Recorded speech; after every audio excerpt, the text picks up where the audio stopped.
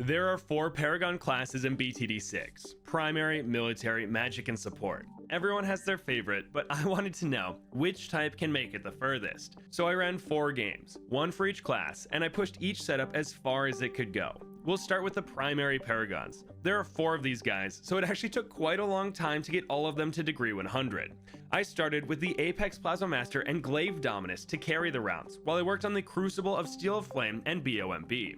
And while it probably didn't make much of a difference, it was fun having the Glaive Dominus buff on all the primary monkeys when grinding pops. This adds 11.1% attack speed to every primary monkey on screen, including Paragons, so it'll even help out later on. But on round 204, we finally had enough pops and totems to make our 4th maxed out Paragon. This was absolutely smoking the rounds, but a couple things became clear very fast. The 2 bloons that'll cause us problems are Fortified Bads and DDTs. The first is pretty normal in free play, as that's the tankiest bloon there is, but the second is rare, especially for Paragons. And the reason this is the case is because 2 of our 4 towers can't see camos. The Tachygon and Hbomb are the only Paragons to not have camo detection, and they're both in this category. Luckily, they have pretty solid single target damage, so setting them to strong and using their abilities might even things out. The big advantage here though is having 4 Paragons. The next highest category only has 3, so the primaries aren't sitting too bad. For the next 40 or so rounds, these Paragons cruised through the bloons, but DDTs were scary. We were relying on the Boomer's knockback to stall them long enough for it and the APM to pop them, and when you combine this with DDTs coming out of bads, it gets scarier. They'd start halfway through the map, not giving us much time to pop them, and every round the bloons get faster and tankier, so it's just a matter of time until they get through. Luckily, we have the bomb's passive ability, Blitz Tactical Storm, which basically clears the screen anytime we leak, and this is the only part of it that can pop camos. So even if a DDT gets through, we'll be fine, as long as it's not 2 rounds in a row. Enter 244 and 245. DDTs got through at the end of 244, using up the bomb's ability, making it be on cooldown for the fortified DDTs of 245. In hopes of getting further, I bought a continue and tried manually using some abilities. We did slightly better, getting the screen down to BFBs or smaller when the final few DDTs got through, but to my surprise, the Blitz ability went off and we moved on, and we slowly made our way through the rounds. Some we got first try, while others we needed to continue. But it was on round 248 that I realized what was happening. Buying a continue resets this game-saving ability. Whether that's a bug or a feature, I'm not sure, but we're kind of cheating our way through the rounds by buying back this cooldown. So I called it on our next leak, which happened on round 249. Next up, we have the military Paragons, the Goliath Doomship, Navarch of the Seas, and Nautic Siege Core. Funny enough, it took until round 204 again to get all of them to degree 100. But these 3 were much different than the last. On top of being much more expensive, all of them can see camo bloons, so DDTs shouldn't be an issue. However, the only stuns we have are the Ace and Subagun's abilities, both of which have long cooldowns and are anything but reliable ways to stall bloons, so we're going to have to pop everything with sheer damage, as stalling isn't really an option. Luckily for us, the 3 things these Paragons have are damage, and the Navarch of the Seas hooks were going crazy. They'd pull in tons of DDTs and ZMGs every round, while his active hook pulled in a fortified bat or 2. It looked like nothing was going to leak. I mean, we were in the 260s and the tankiest bloons were only making it halfway through the map, and that was if they weren't getting hooked. But the bads got further and further every round, and without being able to stun the insides, the DDTs would sometimes make a dash for the exit. It wasn't every round, but if the stars aligned, we were in trouble.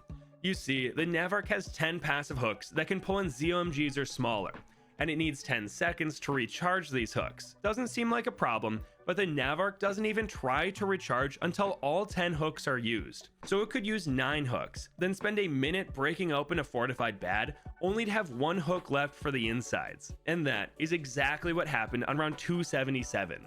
The final 2 bads were all alone on screen, just waiting to be broken open. But when they were, a DDT inside rushed out the exit, causing the military run to end. Still, they lasted 28 rounds longer than the primary Paragons, even though there was 1 less in this category. Next, we have the magic Paragons, the Magus Perfectus and Ascendant Shadow. Unfortunately, this category only has 2, so we ended our streak of building the last one on round 204. Instead, we finished on 163, with the Magus on the left side of the water and the Ninja Gun on the right. The Ascended Shadow would have been super useful in the primary category, as it gives everything on-screen camo detection, including other Paragons, but that doesn't really play a factor here. What does is managing the Magus Perfectus. Unlike other Paragons, we need to be especially careful about when to use his abilities, as both drain his mana pool, leaving him with just his beam to defend the rounds for a bit. That being said, the next 100 rounds went off without a hitch. The Ascended Shadow was amazing at stalling DDTs and provided solid single target damage with his ghostly sticky bombs, while the Magus went in waves of damage. His DPS was high when his Phoenix was up and arcane spikes were firing, but when his mana ran out, it would plummet while he recharged with his draining beam. These two quickly passed the primary Paragons, even without me microing the Magus, making it to the 260s before I stepped in. I wasn't playing perfectly, but I'd activate Arcane Metamorphosis anytime I saw Fortified Bad to try to pop it faster. You see, the Wizzagon's ability uses all of its mana and combines the Phoenix and Wizard into one tower with an incredibly strong flamethrower attack. This would normally pop the bads with plenty of track left, but on round 265 it wasn't enough, so I tried again but with more intent. Instead of using the ability anytime I saw a Fortified Bad, I made sure the Wizard filled his mana pool before using it. This makes it last much longer with no downsides, and we easily cleared the round. I thought this would make us last much longer, but just a couple rounds later, the Bloons took us out even with a few retries. So the Magic Paragons are in second with a score of 267. And all that's left are the support Paragons, the Master Builder and Mega Massive Munitions Factory. This was the first group that I actually rushed to get down, because the Master Builder increases its attack speed by 30% every round until it hits the cap of shooting 6.67 shots per second. And while this only takes 17 rounds to max out at degree 100, I didn't want that to be the reason we got stuck somehow, and we followed it up with the Spactagon around 152. Like the last category, the supports only have 2 Paragons, but they're pretty expensive, coming in at $650,000 and $750,000, and they seem to work very well together. The Master Builder can buff the Spactagon with his Power Glove ability, giving it plus 67% attack speed, and its Nail Gun is a master at stunning Bloons. Even DDTs in free play can't get past this guy, so the Spike Factory will have even more time to get its mines down at the end of the track. But that doesn't mean he won't help until the Bloons get that far. No, the Munitions Factory has passive spikes throughout the track, similar to the Spirit of the Forest, and we're using Spike-Ageddon as often as possible, making the factory fire powerful mines around the track that'll help break open blimps. But without me doing much, these two marched through the rounds. 245, where the primaries lost, came and went like it was nothing. The Fortified Bad didn't even make it halfway through the map before popping. In fact, no Bloons really made it far until the 260s, like round 267, where a couple Fortified Bads made it to the final straightaway before breaking open. This is the round that did in the magics, and no Bloon has even made it to the main mines at the back of the track, so the supports are already in second place and going strong. And that brings us to round 277, the round that ended the military monkeys.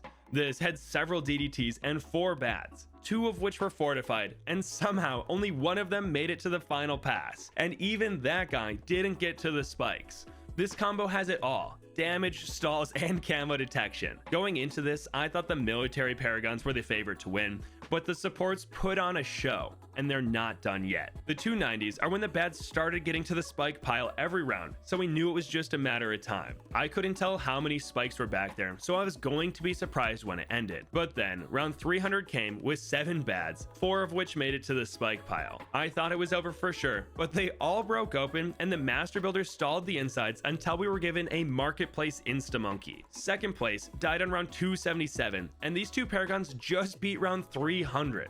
Wow. But it couldn't last forever. Round 304 brought the heat with 15 Bads, and even with a continue, we weren't able to get through. But still, the supports won this by a whopping 27 rounds. If you want to see how far all the Paragons can get together, click this video right here.